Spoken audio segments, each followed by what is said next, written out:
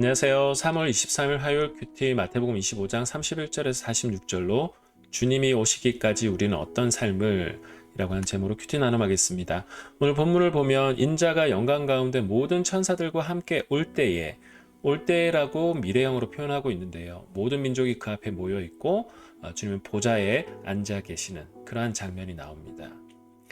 그러면서 목자가 양과 염소를 구분하듯이 양들은 오른쪽, 염소는 왼쪽으로 이렇게 구분하는 이야기를 하고 있습니다. 오늘 지금 제가 보여드리는 이 장면은 제가 성지순례 때 직접 찍은 사진인데요. 여러분, 양과 염소가 구분하기 어려울까요? 쉬울까요? 굉장히 쉽습니다. 딱 봐도 여기에 보면 염소는 이렇게 뿔이 있죠. 그리고 양은 뿔이 없습니다. 털이 난 것도 그렇고 쉐입 자체도 이게 어려운 대단한 그런 작업이 아니라는 거죠. 굉장히 쉽게 구분이 됩니다.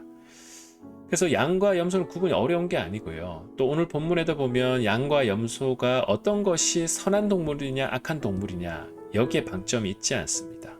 당시의 경험으로 보면 양과 염소를 이렇게 구분하는 일상의 경험이 있는데 그것을 보여주는 그림 언어, 구분한다라는 것에 강조점이 있습니다. 마지막 주님이 다시 오실 때 이렇게 양과 염소를 쉽게 이렇게 구분하듯이 두 부류의 종류의 사람을 구분한다라고 하는 여기에 방점이 있습니다. 그런데 그분의 나라를 상속받는 그룹과 아닌 그룹으로 이렇게 나눠지는데 그 내용이 뭐냐 하면 주님이 목마를 때 마실 것을 주고 나그네 때 영접하고 헐벗었을 때 옷을 입히고 병들었을 때 돌보고 감옥에 갇혔을 때 찾아간다. 그런데 사람들은 반문하죠. 언제 우리가 그렇게 했느냐? 여기 내 형제들 중 가장 보잘것없는 사람에게 한 것이 곧 나에게 한 것이다. 그리고 반대의 경우도 동일한 말씀을 이야기하고 있으면서 가장 보잘것없는 사람에게 하지 않은 것이 나에게 하지 않은 것이다.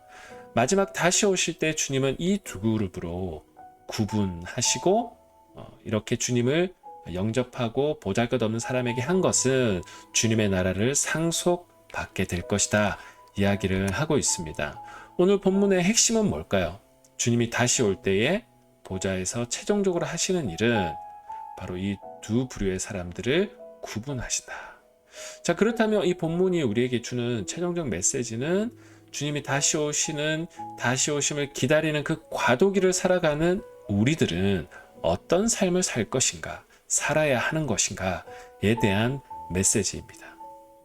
그런 점에서 볼 때 지극히 작은 자에게, 보잘것없는 자에게 주님의 마음으로 그들을 섬기고 주님을 대하듯이 나아가는 것, 그게 하나님 나라를 상속받을 사람들의 모습이어야 되고 그 가운데 주님이 우리에게 원하시는 일입니다. 그것을 적극적인 개념으로 또 산상수훈에서는 너희는 세상의 소금과 빛이다.